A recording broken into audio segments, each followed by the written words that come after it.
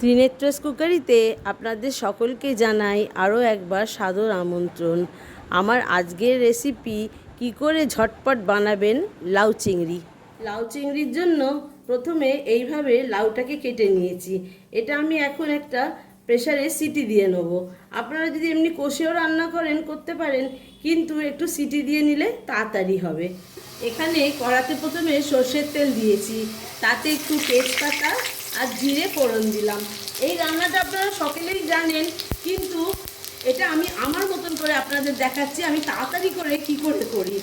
এবার একটু ফোড়নটা হয়ে গেলে এখন তো খুব গরম, তাই এইভাবে যদি করে নেন দেখবেন খেতে খুব ভালো লাগে। হালকাভাবে আমি করছি। চিংড়ি মাছগুলো এবার দিয়ে দিলাম, দিয়ে একটু নেড়ে নিচ্ছি।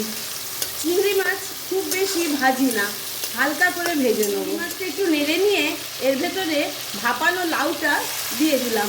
লাউয়ের জল কিন্তু আমি রেখে দিয়েছি সেদ্ধ করা, সেটা এবার একটু দিয়ে দেবো। সামান্য হলুদ দিচ্ছি, আমি একটু লঙ্কার গুঁড়ো দিচ্ছি, একটু নেড়ে নিলাম। এইভাবে একদিন বানিয়ে খাবেন, দেখবেন খুব ভাল লাগে খেতে।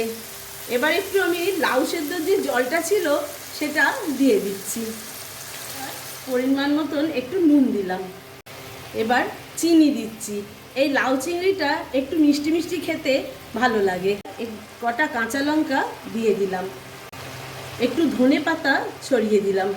এইভাবে একদিন বানিয়ে খাবেন, আশা করছি ভালো লাগবে। আপনারা একটু কমেন্ট সেকশানে আমাকে লিখে জানাবেন কেমন লাগলো। আর যারা আমার চ্যানেলটিকে সাবস্ক্রাইব করেছেন তাদের অনেক অনেক ধন্যবাদ পাশে থাকার জন্য। যারা নতুন, একটু আমার চ্যানেলটিকে সাবস্ক্রাইব করে দেবেন, বেল আইকনটি টিপে দেবেন, যাতে আমার পরবর্তী ভিডিওগুলো আপনারা পেয়ে যান। একটু কর্নফ্লাওয়ার গুলে দিয়ে দিলাম, তাহলে একটু থিকনেসটা আসবে। আমার রেসিপিটি কমপ্লিট হয়ে গেছে। আপনাদের কেমন লাগলো একটু কমেন্ট সেকশানে লিখে জানাবেন, একটা লাইক শেয়ার দিয়ে দেবেন। আর এতক্ষণ আমার সঙ্গে থাকার জন্যে অনেক অনেক ধন্যবাদ।